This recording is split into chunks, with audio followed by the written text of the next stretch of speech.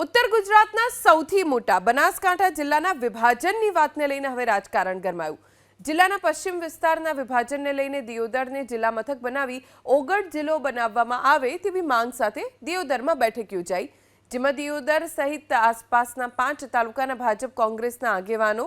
તેમજ સામાજિક આગેવાન, વેપારી આગેવાનોની સહિત લોકોની દિયોદરના રાજવીની ઉપસ્થિતિમાં સૂચિત ઓગળ જિલ્લા સંકલન બેઠક યોજાઈ અને ઓગળ જિલ્લા કોઓર્ડિનેશન કમિટીની રચના કરવામાં આવી। એક સુરે તમામ લોકોએ દિયોદરને જિલ્લા મથક બનાવવા માટે માંગ કરી।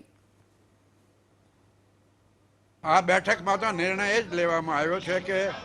જે નવો જિલ્લો બને એનું મુખ્ય મથક એ દિયોદર હોઈ શકે, કારણ કે એ કેન્દ્રીય સંગઠન છે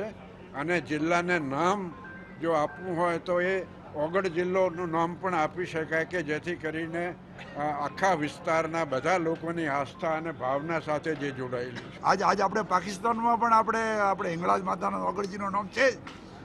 એમ આપણે ઓગળજીનો કાયમી નામ રહે અને જિલ્લો ઓગળ જિલ્લો રહે ને એનો હેડક્વાર્ટર દિયોદર થાય અને દિયોદરના અંદર બધી સુવિધાઓ છે અને સેન્ટ્રલ છે અને આપણે વર્ષોથી આપણી માંગણી છે, આપણે હમણાં કોઈ નવી માંગણી નથી કરતા। આજ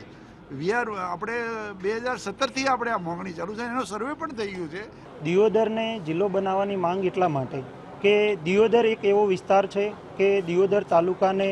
જોડતા આજુબાજુના જે 6-7 તાલુકા છે એમાં કાંકરેજ તાલુકો, ભાભર તાલુકો, વાવ તાલુકો, થરાદ તાલુકો, લાખણી તાલુકો અને ભીલડીના 22 ગામનો જે વિસ્તાર છે, આ 7 તાલુકાના વિસ્તારને દિયોદર તાલુકો સ્પર્શે છે, દિયોદર તાલુકાની બોર્ડર સ્પર્શે છે। આજે દિયોદર તાલુકા અને આજુબાજુના બીજા તાલુકાના એક